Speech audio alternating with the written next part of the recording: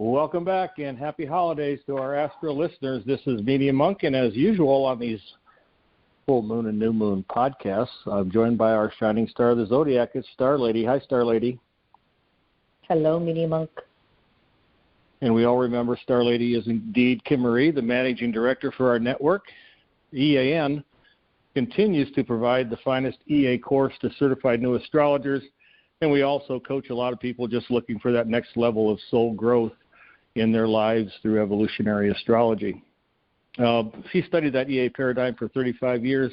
We probably have 1,000 students around the planet studying our materials right now, and they participate with us through our monthly Segment 1 classes, Segment 1, Segment 2 classes for continuing associates of the course, podcasts like these, forecasting webinars like the one coming up January 5th, and you'll want to save the date there for the 2022 forecast, the complete forecast for the next year, the new year, and lots of other materials, www.evolutionaryastrology.net.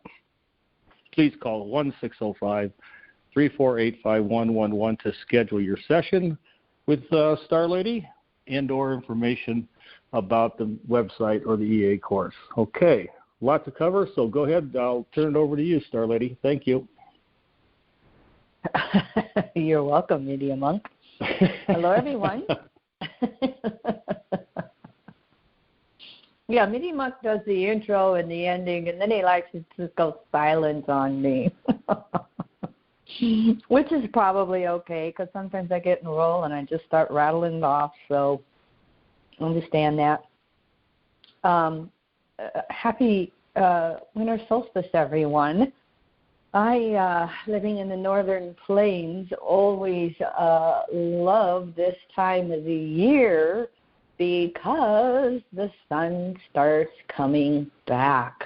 And even if it's still cold winter months up here, at least the daylight feels so much better.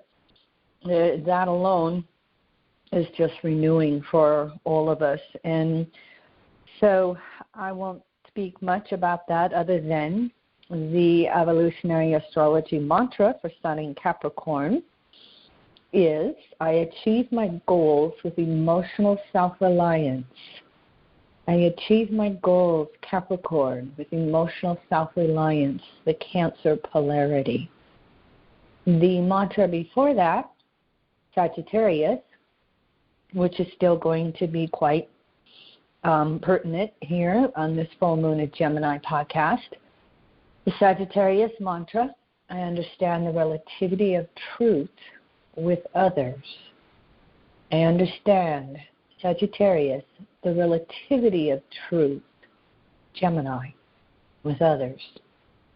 Full moon of Gemini is going to be late Saturday, December 18th, 27.5 degrees, Sun Sag, Moon in Gemini. And this particular full moon is going to have a T-square from Neptune, freshly direct at about 20.5 degrees Pisces. There's still going to be within orb of that.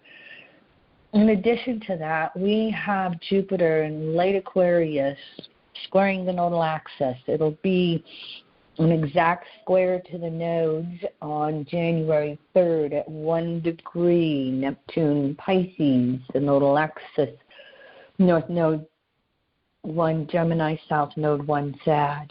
And so we currently have Jupiter and Neptune making T-squares, Neptune with the full moon, Jupiter with the nodal axis. And I observe this as being either the confusion side of Pisces or the clarity side of Pisces. You know, this nodal axis here as we're finishing up, and by the way, our nodal axis class I think is January 17th on a Monday. The nodes go into Taurus-Scorpio.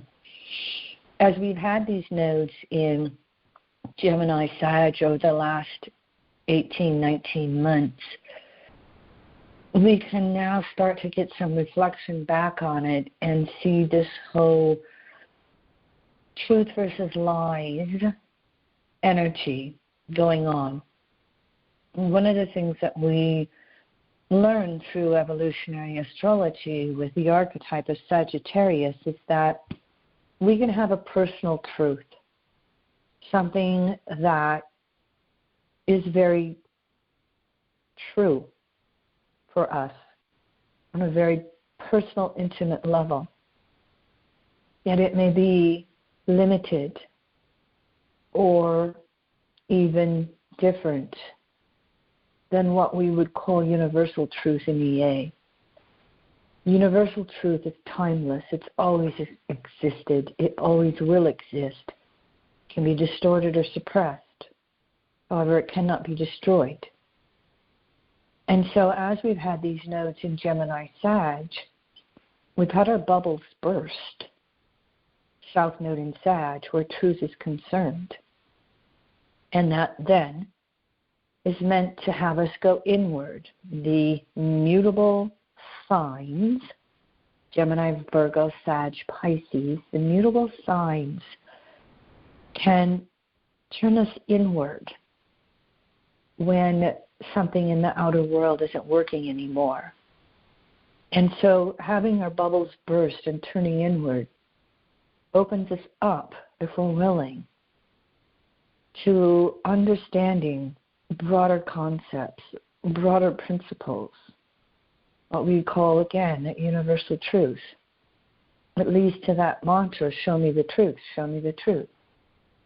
And my Neptune and Pisces mantras, the question marks, the big ones, what would you have me know, Source?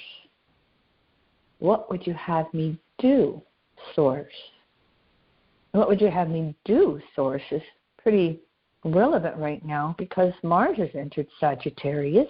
Mars is in Sag December 13th through January 24th. It is hanging out with the South Node here on this full moon. And so it really can be part of what would you have me do, Source. We can look around us and we can see probably many instances on that collective level where there is, an outright denial of the physical facts that are in our face. This shows us that specifically in the consensus world doesn't mean we're going to be open towards a larger understanding of universal truth. We can be in that Neptunian denial. I'm going to choose to believe something, whether it's true or not. I love that phrase. Beliefs are conditioned thoughts. Change your thoughts, change your beliefs. So how well are we reaching over to that North Node in Gemini going? What's the facts on the ground here? What are the facts in my world? And can I understand that relativity of truth with others? How well can we allow someone to have their version of the truth as long as it ends at our nose? I also like this phrase, your freedom ends at my nose, and my freedom ends at your nose. It means we don't have the right to indoctrinate someone else with our beliefs. We can talk about it and share it, Gemini-Sag, but we don't have the right to force someone else what to believe, nor do we have the right to take actions that would be harmful or imposing upon another. Ooh, imagine that type of a world if we could live in that. So right now, with this full moon, T-square from Neptune, we can find ourselves pondering some of these things, or we could be going into complete escapism. Jupiter is going to go into Pisces December 28th through May 10th. I did a Jupiter in Pisces class earlier this year. There's a lot of good active information in it. Jupiter is only in Pisces for 9 months. Jupiter tends to take a little over 12 months through each sign of the zodiac, a year in a sign, 12 years around the zodiac, 12 signs, because Jupiter typically travels a little over the year through a sign. Every so often it has a sign of the zodiac where it's zip, zip, zip. And this is the case with Pisces. And I look at it as kind of a good thing, because Jupiter in Pisces can really also create a lot of escapism. I just want to pretend that this is not going on in my world or in the world. And so it's going to challenge us as Jupiter is waning to Neptune and makes one conjunction to Neptune here. April 12th, 24 degrees Pisces. It's going to behoove us to really have our feet on the ground. The nodal axis shifting into Taurus-Scorpio may help with that, but it may also have us being just a little stubborn for security reasons. And so, we might have a tendency, Jupiter, Neptune, conscious beliefs, unconscious beliefs, everybody's going to wake up and we're going to just have some love and light on the planet. And no, we are creatures of security, and so we will cling to that path no matter how dysfunctional it is because it feels secure.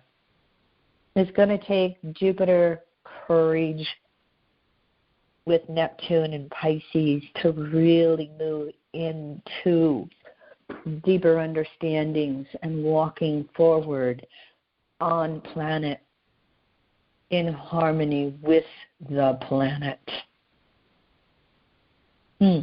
Stay tuned. We'll see how that goes. The inner planets are quite active, but before we get to those, I'm going to finish up with those. December 24th, we will have the third and final Saturn last quarter square to Uranus. Saturn will be 11 degrees Aquarius. Uranus is slowing down to go stationary direct January 18th, 1049 Taurus. So we'll have the Uranus retrograde at 11 degrees Taurus. These Saturn last quarter squares to Uranus really are showing us the areas of society, the areas of our collective social participations that are not working, that are breaking down. I read an interesting little article today. A gentleman called Robert Reich, R-E-I-C-H. I have followed him for years, and he wrote a little article that said the real reason we have inflation is because we have so much monopoly in this country. There are only four major companies that control all the meat that we consume in the United States. They vastly outweigh any mom and pop butcher shop if you were a meat eater. And they can raise prices with impunity. If you are one who has all the drinks that Pepsi and Coca-Cola put out, they went into the flavored waters and juices and everything else, they can raise prices. There's no competition. There's only two companies that make all the diapers in this country, and they have raised their prices. And so what we've got is such Pluto and Capricorn monopolies with corporations going on that they can raise their prices. And he points out how they've raised their prices and profits have been exponentially increased. There's no need for that. Stay tuned. We'll see what Pluto and Aquarius brings us. But Saturn last quarter squares to Uranus. They're showing us where our societies and our social programs and our social consumptions are not functioning in the most productive ways they could. Most productive meaning what works best for everyone, not just a few. We will see what comes along with that on a personal level. This is all of us being responsible for ourselves as best as we can. How do I take care of my security needs? Uranus in Taurus. How is Saturn in Aquarius showing me my next step in functioning as an adult and maturing as an adult and participating in society as an adult? How do we compromise? How do we come together in ways that work for all of us? Stay tuned. We'll see. We'll find out.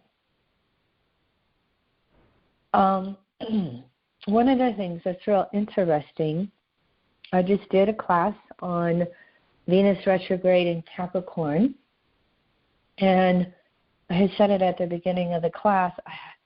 This is one of my favorite retrograde classes to teach. I have a Venus-Saturn conjunction natally. Media Monk calls me Miss Responsible, makes jokes about it. That just is, how I came in, and all that Northern Plains farm girl conditioning, I was doing chores as, early as I could walk, because I was the oldest of three girls. So, but I do like, I don't look at Venus retrograde in Capricorn as a negative. I don't look at Venus-Saturn as a negative. We need Saturn in our life. We won't ever set goals and achieve them if we don't have a Saturn functioning within ourselves. And so Venus goes retrograde December 19th, 26.5 degrees Capricorn. And right after that, Chiron goes direct at 8 degrees Aries on the same day. And so there's an imprint to this Venus retrograde of maturing and healing. And how do we want to go about that? Where do we feel that we are wounded in this physical world in participation with society, Capricorn? This Venus retrograde and the coming Mercury retrograde are very active with Pluto in Capricorn. So overall, I see this seriousness coming through this last part of December all the way through January and February. Venus goes stationary retrograde with the first two conjunctions to Pluto on either side. A month from now, or early February, Mercury goes stationary direct with conjunctions to Pluto sandwiched on either side. And so Venus retrograde, 3 conjunctions to Pluto. Mercury retrograde, 3 conjunctions to Pluto. Sun conjunct Pluto, Mars conjunct Pluto. Venus conjunct Mars. all this energy of the inner planets this winter is sandwiched around Pluto in the latter degrees of Capricorn. And Pluto's freshly direct from September. And so these conjunctions happen on the degrees of Saturn conjunct Pluto in 2020 and Jupiter conjunct Pluto 3 times in 2020. So it's almost like over the course of this winter, we're revisiting the year 2020. Oh, virus going on, anybody? There's one of the indicators of how we are having to adjust our realities to the changing world. I mean, if there is one thing the viral mutations have been teaching us, it's that we are all interconnected. Literally. To think 7.5 billion people can put up these arbitrary boundaries that we call nations, or arbitrary boundaries that we call states and provinces, or whatever else we call them in the world. And, excuse me, the bugs and the germs are going to follow through. That is not the Neptune in Pisces natural world. Neptune, Pisces, 12th house rules the immune system overall. And so not only do we have Venus and Mercury conjunct Pluto and Mars, and having us, really look at the physical world, to put our feet on the ground and get in touch with it, which is kind of diametrically opposed to Jupiter, Neptune, and Pisces. And can I just read a book, have a cocktail, find my escapism?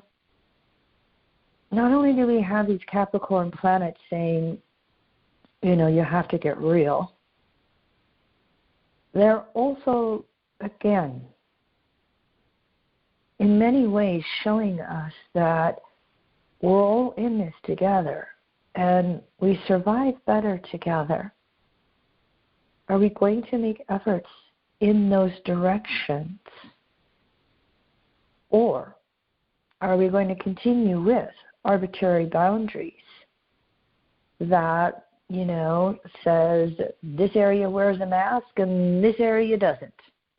And we make those decisions because of whoever is the governor in whatever states or provinces. And it has, arbitrary decision-making. Capricorn, I got to feel in control. And my way's better than your way. And yet, as we live in this world, naturally, and recognize that, one more time, we're all in this together. My mind is popping in to what would happen on the northern plains. We're seeing this going on in Kentucky right now, and hearts go out to those who have lost everything in their physical world, if not even, including loved ones. But, in the northern plains, surviving better together, if somebody needed a barn raising, everybody got together and they put that barn up within 1 or 2 days.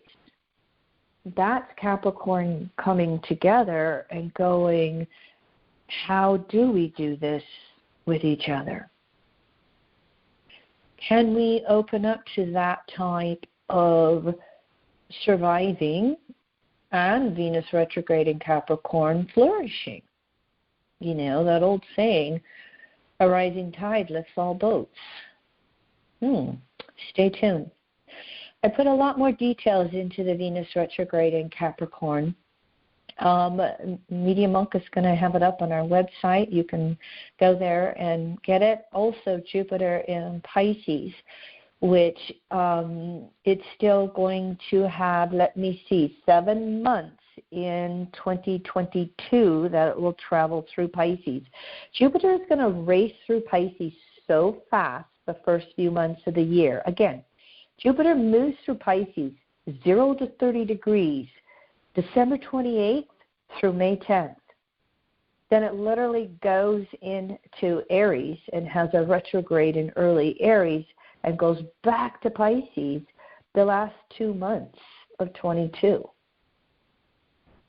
So I have that webinar on our website as well with Jupiter and Pisces. They're both chocked full of dates and degrees and aspects and very relevant information for us right now. Let me take a breath. Medium long. Hey, I'll have those up on the website before the end of the day. So if you're listening to this podcast, just go to the forecasting webinars page of the site and you'll see Venus retrograde and Cap. That entire PDF is ready for download directly to you. With all the active audio and video links on the first page of that PDF, you'll get that immediately after checkout. The 2022 forecast link will be there. You're going to get to register for that live event, but you can get the link to register and enroll in that one and on that page as well. And like Star Lady just mentioned, Jupiter in Pisces is still up, and we'll have that available for sale in the same way as the PDF for Venus retrograde Cap. Very simple process, real easy to get, and archived on your account page forever. Okay, so thanks for considering that. Mm-hmm. Thank you, Medium. So again, we are entering into a period after these holidays, through the holidays, and into the first 2 months of 22, where there's a seriousness of energy in the air. Sometimes it does that at this time of the solar year every year because of Sun in Capricorn. It's a little more emphasized because this year Mars is traveling with the inner planets. It's going to move through Sag, and it's going to meet up in Capricorn. And then we again have the Venus and Mercury retrogrades in Capricorn, with each of them making 3 conjunctions to Pluto. So if there ever was a year to make your New Year's resolutions, this is it. And even though there are 3 conjunctions, Venus and Mercury to Pluto, it also gives you that energy to achieve the goals, to set the goals, to work on those goals, to have the self-discipline and the self-responsibility of Capricorn, to really get in touch with this Venus retrograde, what you want in your world in 22, how you want to see that world take place for you. Embrace the maturity. Embrace the new ways in which you are learning to parent yourself, Capricorn, and Cancer polarity, nurture yourself. This is a natural time period to be doing that.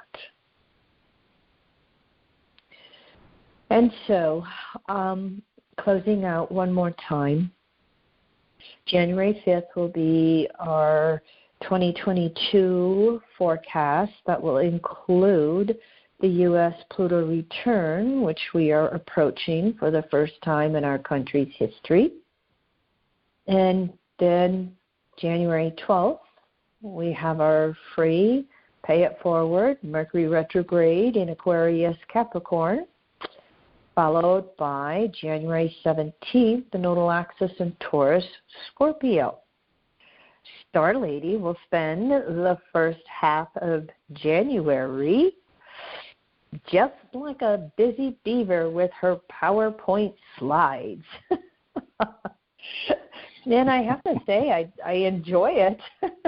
Sometimes there's a little, Virgo pressure that goes on. But I also, I've always liked astrology forecasting. I guess that's why we do these podcasts. and why I do the webinars. It's my shorthand writing.